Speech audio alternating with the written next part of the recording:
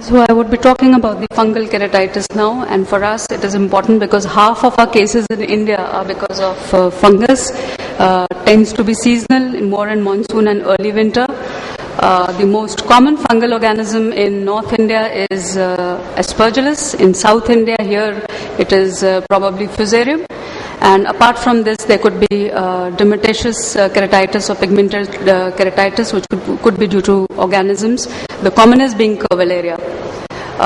Trauma to vegetable matter does increase the incidence of fungal keratitis. I'm not aware of any trials which say so, but I think we all tend to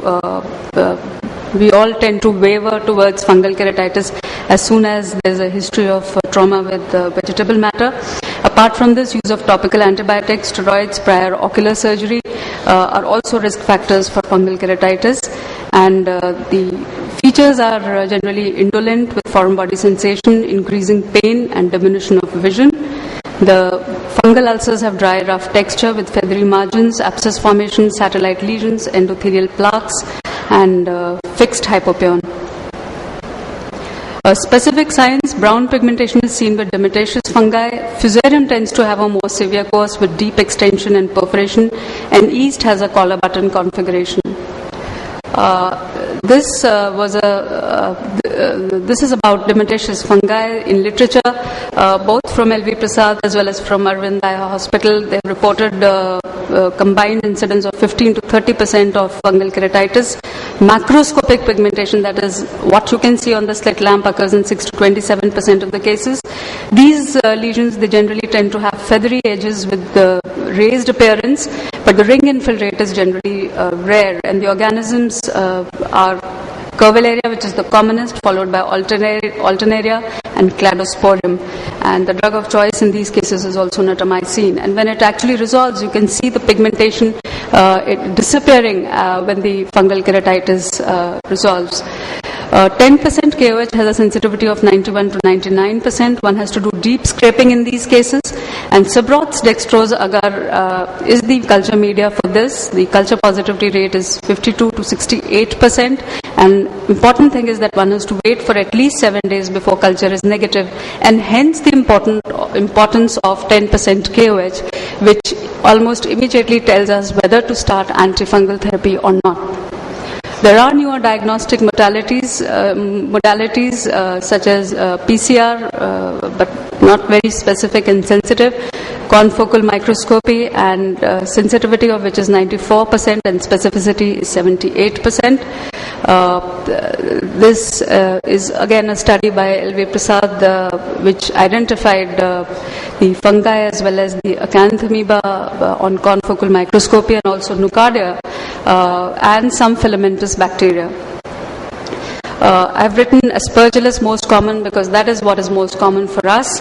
Fusarium may be more common in South India, and I think there is a report of Candida being common from East India. And this is just to show that gram stain can pick up the fungus, and it needs to be sent on a SDA slant for culture. And yeast colonies tend to be creamy white in color, whereas the Aspergillus tends to be blackish in color. Now, the drugs which are available to us are these, that is natamycin, which is freely available, fluconazole, which is available, and now even voriconazole is available commercially. The medical therapy consists of topical antifungals, 5% natamycin hourly during the daytime and 2 hourly at bedtime. And one has to taper at 4 to 7 days interval. It is important to understand that it may take about a week for natamycin to work, and if there is worsening, then I think this needs to be changed. One can add voriconazole 1%. Fluconazole is more specific for Candida, and the therapy, it is important to understand, lasts for almost a month in cases of fungal ulcer. Now, these are the various trials which are available in literature on topical antifungal therapy, where natamycin was compared to iconazole, itraconazole, and voriconazole. And there are 2 randomized control trials with iconazole and with voriconazole.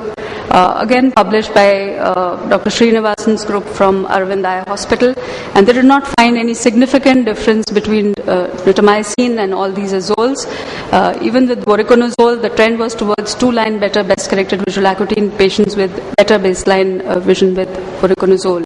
So this is one of the case which healed on topical mitomycin therapy, a case of aspergillus keratitis. Another small ulcer which healed on topical mitomycin, and yet another case of fusarium keratitis which healed on topical mitomycin therapy. However, there are limitations of the antifungal agents which are available because of the commercially available preparations, poor ocular penetration, poor bioavailability and toxicity. And hence the role of newer agents which are now coming. Topical voriconazole 1% was initially tried for alternaria and scedosporium, and it does have MIC values which are low for aspergillus and candida but variable for fusarium. And systemic antifungals are indicated for large ulcers, severe deep keratitis, scleritis after penetrating keratoplasty, and in cases of endophthalmitis. And this is one such case which did not respond to topical voriconazole therapy, and so we had to add systemic voriconazole to it. This was a tunnel fungal infection after phacoemulsification. Because of the limitations of the currently available antifungal therapy, various other targeted drug delivery modes have also been tried, like intracameral and intracorneal. Intracorneal was tried in cases non-responsive to medical therapy, thick hypopion, endothelial exudates, and deep anterior chamber exudates. And the two drugs which have been tried are amphotericin B and voriconazole. This is how 5 to 7.5 microgram or even 10 microgram of amphotericin B per 0.1 ml is prepared, and 50 microgram per 0.1 ml of voriconazole prepared. And these are the various studies which are available in literature. If you see, there were 40 odd cases which have been reported, out of which 4 did not heal and the rest healed, but none of them was a randomized control trial. They were only case reports and case series. And this was a comparative study, but it did not use netamycin, it used amphotericin B, and compared it with amphotericin B and fluconazole. This is the study that we conducted at RP Center. The sample size was small, where we compared topical netamycin with intracameral amphotericin B and with the drainage of hypopion, and we did not find any difference in any of the groups. These are few of our cases, intracameral amphotericin B, and yet another case which responded to intracameral amphotericin B. The problem is anterior chamber inflammation, which occurs in these cases, which is quite severe, especially with amphotericin B, and less so with voriconazole, which lasts for 24 to 48 hours. There is a possibility of cataract, and there is a theoretical possibility of secondary infection or endophthalmitis. Coming to the intrastromal therapy, it is indicated in deep mycotic keratitis. The ulcer should be non-perforated, and if the ulcer is not responsive to conventional topical and systemic antifungal therapy for at least 4 weeks. Now, these are again case series and case reports of intrastromal injections which have been given in various studies. And these were the 3 cases which we reported first in American Journal of Ophthalmology. And we were quite excited about this technique, and again reported a case series subsequently which we published in British Journal of Ophthalmology on 12 eyes. And hence we wanted to evaluate whether intrastromal voriconazole works or it doesn't work. So we did this randomized control trial where we took ulcers greater than 2 millimeters in diameter size and no resolution after 2 weeks of topical netamycin therapy. 20 eyes in each group. We started either topical voriconazole or intrastromal voriconazole. Now, this is how intrastromal voriconazole is given. This is a 27 gauge needle which is being used, and around the abscess or around the lesion, the drug is injected in such a manner so as to cause hydration of the corneal abscess, just like as one causes hydration in your phacoemulsification wounds. And it forms a barrage, just like in panretinal photocoagulation, you have a barrage of a macular grid. So it forms a barrage of 360 degrees around the lesion.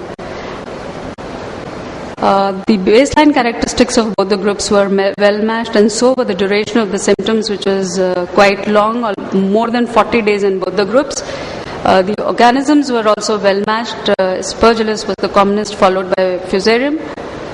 However, we found that post-treatment best spectacle corrected visual acuity was better in cases where topical voriconazole was given as compared to the intrastromal voriconazole. And time to healing was found to be similar with both of them. And these are some of our cases from the topical voriconazole group. Again, two of our patients which healed on topical voriconazole, and some of our cases from intrastromal voriconazole group which healed, and again two more cases which healed on intrastromal voriconazole. Now we wanted to understand if we cause more vascularization by giving these intrastromal drugs, and we did compare the various clock hours of vascularization, but in a sample size of 40 eyes we did not find any difference between the two groups in terms of vascularization. However, there were perforations, 3 in the intrastromal group and 1 in the topical group, although it was not significant, but maybe in larger numbers it would become significant, and pain was present in those cases where intrastromal injections were given. This is one case where we had to do a therapeutic penetrating keratoplasty. Sometimes you may have to give combined intrastromal and intracameral drugs, such as in this case. AC paracentesis was done. This was followed by the washing of the exudates, injection of the intrastromal drug, followed by the intrastromal injection at the level of the corneal abscess. And again, the hydration part actually tells you the amount of the drug that you're injecting. This is a tricky technique because you have to go from the area which is not thinned out, otherwise you may cause perforation. Now, based on what is available in literature and based also on our clinical experience, this is the algorithm we generally follow. If it is a superficial ulcer, we start with topical natamycin therapy and add topical voriconazole or even amphotericin B if the patient cannot afford it, if the response is not there. However, if it is a deep ulcer, we start with topical natamycin and systemic antifungal and add topical voriconazole if there is no response. And we may try intracameral drugs if there is a dense hypopion, and intrastromal drugs if there is presence of an abscess. Thank you for your attention. This is the book which myself and Dr. Vajpayee have written on corneal ulcers. And if there are any questions, I would be happy to answer them.